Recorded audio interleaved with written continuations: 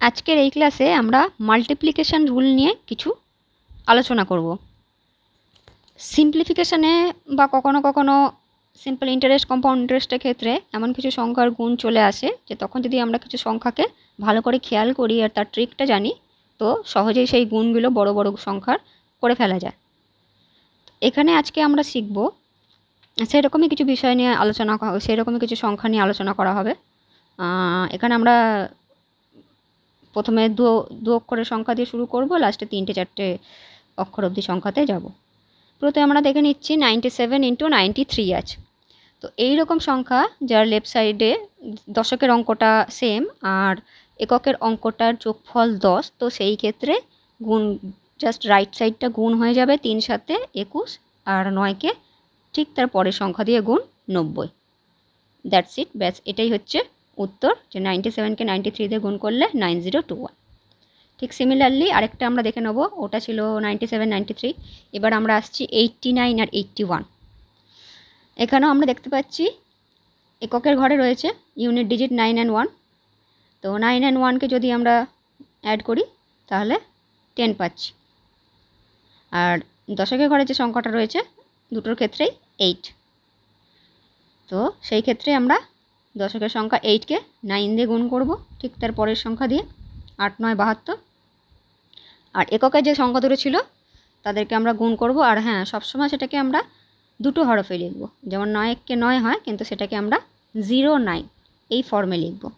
আগেরবারও 7 আর 3 ছিল, আমরা সেটাকে 21 যেহেতু হয়ে গেছে আর আমি সেটা বললাম না, কিন্তু সবসময় আমরা দুটো ঘরে লিখব। আর যদি কখনো আমরা দেখতে পাই যে 3টে ঘরে, সাধারণত 3টে ঘরে কোনো নেই, কখনো কখনো যদি 3টে ঘরের কোনো ব্যাপার আসে তাহলে আমরা দুটো ঘরে সেটা সংখ্যাকে বসাই আর একটা সংখ্যাকে পরের বারে যোগ করে দিই। এখানে নেক্সট আসছি আমরা, ওটা ছিল দু অক্ষরের সংখ্যা, দুটো নাম্বার, এখানে 3টে নাম্বার 149 আর 141। এখানে আমরা দেখছি লেফটে আছে 14 আর রাইটে আছে 91। তো 91কে যোগ করলে 10, তাহলে 9কে 9 দুটো ঘরে বসবে 09। এদিকে আছে 14।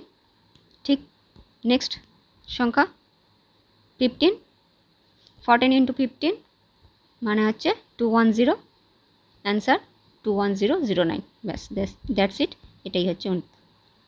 যখনই আমরা এরকম কোনো সংখ্যা দেখব, এককের সংখ্যা দুটোর যোগফল 10 আর লেফটে বাকিটা যেটা পড়ে থাকছে সেম নাম্বার, এই প্রসেস।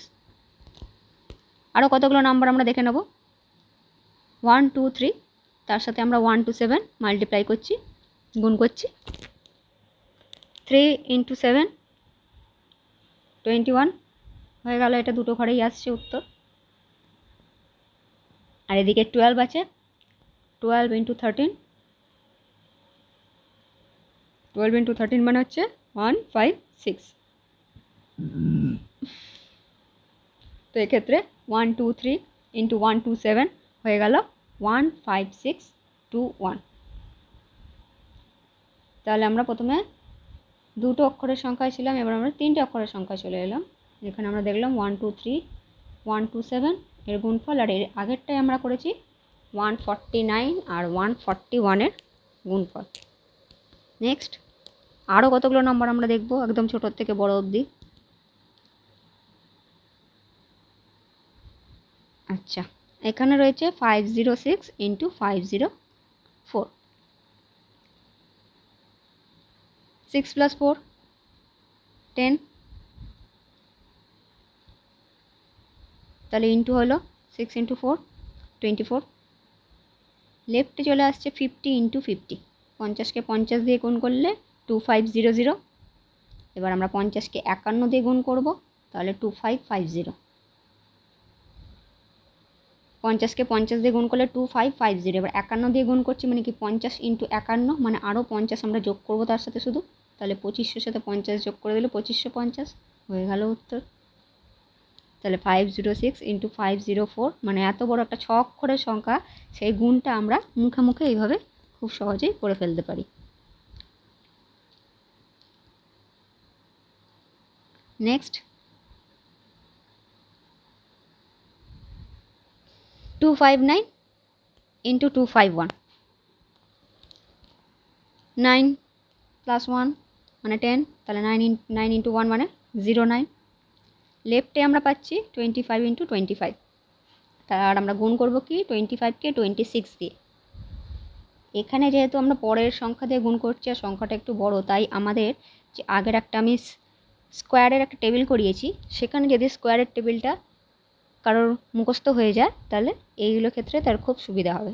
কারণ 25 স্কোয়ার মানে ওখানে করা আছে 625, আর এখানে আমরা 25কে 26 দিয়ে গুণ করব। তার মানে কি 25-এর সাথে 25টা গুণ, তার সাথে আরও একটা বেশি যোগ হবে 26টা গুণ, তাহলে 25 25 625, তার সাথে আমরা আরও 25 যোগ করে দেবো 650, হয়ে গেল এত বড় একটা গুণ। 259 ইন্টু 251, কোনো ক্যালকুলেটারও দরকার পড়লো না, মুখে মুখে চোখে দেখে হিসেব হয়ে গেল, খাতা পেনেই। 901 আর 909, 9 একে 10, তাহলে 9 কে 9, দুটো ঘরে বসে গেল 09।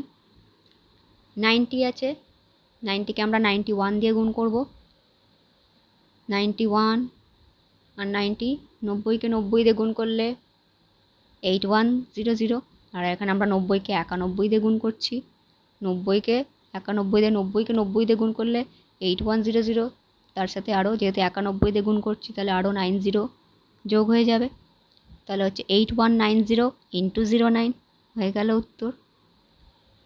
অর্থাৎ আমরা এই প্রসেসে দেখছি যে অনেক বড় বড় গুণ খুব ইজিলি করে ফেলা যায়, এরকম যদি ট্রিক জানা থাকে।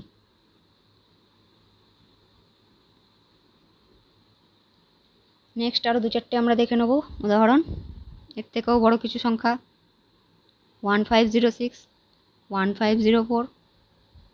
হিসেব কিছু কিছু স্কোয়ার আমাদের মনে রাখতে হবে, যেমন 15 স্কোয়ার যদি আমরা মনে রাখতে পারি এখানে, তাহলে 150 স্কোয়ার মানে কি জাস্ট দুটো শূন্য বসে যাবে পরে, আর কিছু না। তো এখানে এই স্কোয়ারের যে টেবিলটা করে দেওয়া হয়েছে 1 থেকে 100 অবধি, সেই স্কোয়ারের টেবিলটা যে যত বেশি প্র্যাকটিস করে মনে রাখতে পারবে কম্পিটিটিভে, মানে তার হিসেব করতে সব থেকে ক্যালকুলেশনের ক্ষেত্রে তার অনেক সুবিধা হবে। ক্লাসটা করে দেওয়া আছে আগে, যাদের দরকার দেখে নেবে। এখানে আমরা দেখছি 6 ইন্টু 4 24 হয়ে গেল। 150কে আমরা 51 দিয়ে গুণ করব, 150 মানে 15 15 225, তারপরে দুটো শূন্য, আর যেহেতু আমরা আরও একটা 150কে 151 দিয়ে গুণ করছি তাহলে তার সাথে শুধু 150 যোগ করে দিলাম, 22500 হয়ে গেল 22650। ব্যাস, শেষ আজকের ক্লাস।